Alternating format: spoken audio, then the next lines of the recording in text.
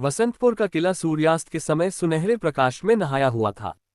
उसकी ऊंची मीनारें, जो कभी गर्व से आकाश को छूती थीं, अब युद्ध के घावों से जर्जर हो चुकी थीं। दीवारों पर तलवारों के निशान और तोपों के धमाकों की गूंज अब भी सुनाई देती थी, मानो पत्थर स्वयं उस दर्द को सुनाते हों। किले के सबसे ऊंचे शिखर पर, जहां से पूरा साम्राज्य दिखाई देता था, एक युवती खड़ी थी। उसका नाम था आन्या, वसंतपुर की राजकुमारी, जिसके कंधों पर न केवल अपने लोगों की आशाएं टिकी थीं, बल्कि एक प्राचीन भविष्यवाणी का बोझ भी। आन्या की आंखें, जो हरे जंगल की तरह गहरी थीं, क्षितिज की ओर टिकी थीं।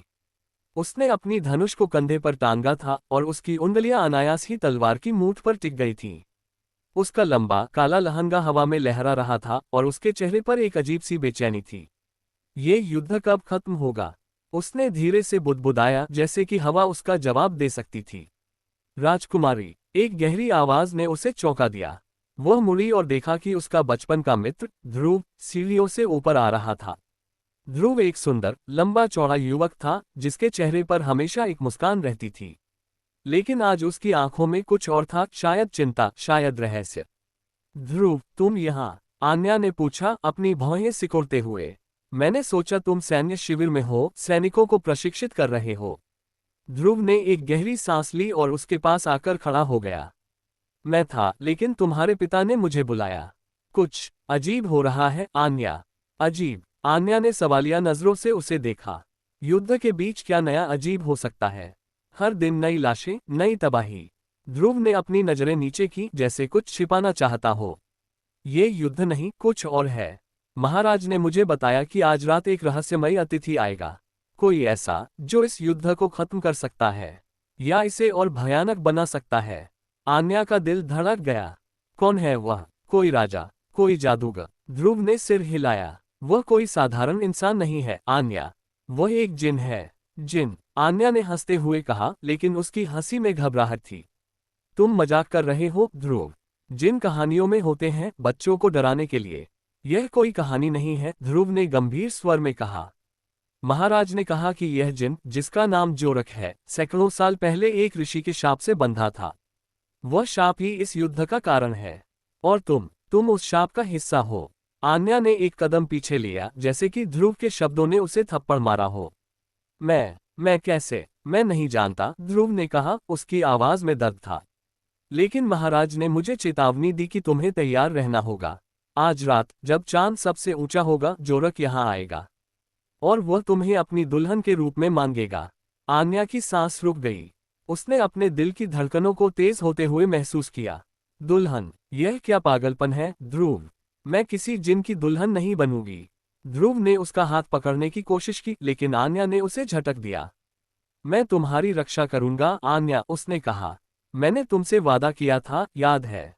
जब हम बच्चे थे, मैंने कहा था कि मैं तुम्हें कभी अकेला नहीं छोड़ूंगा। आन्या ने उसकी आंखों में देखा और उसे एक पल के लिए अपने बचपन की याद आई, वह दिन जब वे जंगल में खेलते थे, जब ध्रुव ने उसे एक फूल दिया था और कहा था कि वह हमेशा उसका साथ देगा। लेकिन अब उस वादे में कुछ बदल गया था। ध्रुव की आंखों में अब सिर्फ प्यार नहीं था, वहां जलन थी, शायद ईर्ष्या। मुझे तुम्हारी रक्षा की जरूरत नहीं, ध्रुव, आन्या ने ठंडे स्वर में कहा। मैं एक योद्धा हूँ। मैं खुद अपनी लड़ाई लड़ सकती हूँ। ध्रुव ने कुछ कहना चाहा, लेकिन तभी किले की घंटियां बज उठीं। उनका स्वर इतना भयावह था कि आन्या का दिल कांप गया। यह कोई साधारण संदेश नहीं था, यह एक चेतावनी थी। वह आ गया है, ध्रुव ने फुसफुसाते हुए कहा। आन्या ने अपनी तलवार को और कसकर पकड़ा और सीढ़ियों की ओर बढ़ी।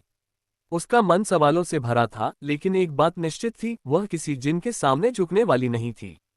चाहे वह शाप हो या भविष्यवाणी, आन्या अपनी नियति खुद लिखेगी। रात गहरा रही थी और किले का मुख्य हॉल अब रहस्यमय नीले प्रकाश से जगमगा रहा था। महाराज विक्रम अपने सिंहासन पर बैठे थे, उनके चेहरे पर चिंता की गहरी रेखाएं थीं। उनके बगल में एक बूढ़ा सन्यासी खड़ा था, जिसके सफेद दाढ़ी और गहरी आंखें किसी प्राचीन रहस्य को छिपाए हुए थीं। ये थे ऋषि अग्निमित्र, जिन्होंने जोरक को शाप दिया था। हॉल के बीचों बीच हवा अचानक ठंडी हो गई। एक चमकदार नीला धुआं उठा और उसमें से एक आकृति प्रकट हुई। वह लंबा था, उसकी त्वचा चांद की तरह चमक रही थी और उसकी आंखें आग की तरह जल रही थीं। जोरक, जिन्नों का राजा, वसंतपुर में आ चुका था। महाराज विक्रम, जोरक की आवाज गूंजी, इतनी गहरी कि दीवारें कांप उठीं। मैं अपनी दुल्हन के लिए आया हूँ। आन्या, जो हॉल के एक कोने में खड़ी थी, ने अपने दांत भींच लिए। उसने जोरक को देखा। वह सुंदर था, लेकिन उसकी सुंदरता में एक भयावहता थी। उसकी आंखों में दर्द था, लेकिन साथ ही एक ऐसी शक्ति थी जो किसी को भी डरा सकती थी। मैं किसी की दुल्हन नहीं हूं, आन्या ने कहा, अपनी तलवार निकालते हुए। न इंसान की, न जिन की। जोरक ने उसकी ओर देखा और उसके होठों पर एक हल्की मुस्कान उभरी। तुम्हारी हिम्मत मुझे प्रभावित करती है, राजकुमारी, उसने कहा। लेकिन ये तुम्हारी इच्छा का सवाल नहीं है। ये नियति का सवाल है। आन्या ने एक कदम आगे बढ़ाया, उसकी तलवार की नोक जोरक की ओर थी। नियति, मैं अपनी नियति खुद बनाऊंगी। हॉल में सन्नाटा छा गया। महाराज विक्रम ने कुछ कहना चाहा, लेकिन ऋषि अग्निमित्र ने उन्हें रोक दिया।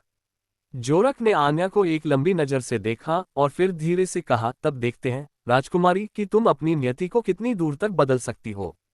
उस रात वसंतपुर में एक नई कहानी शुरू हुई।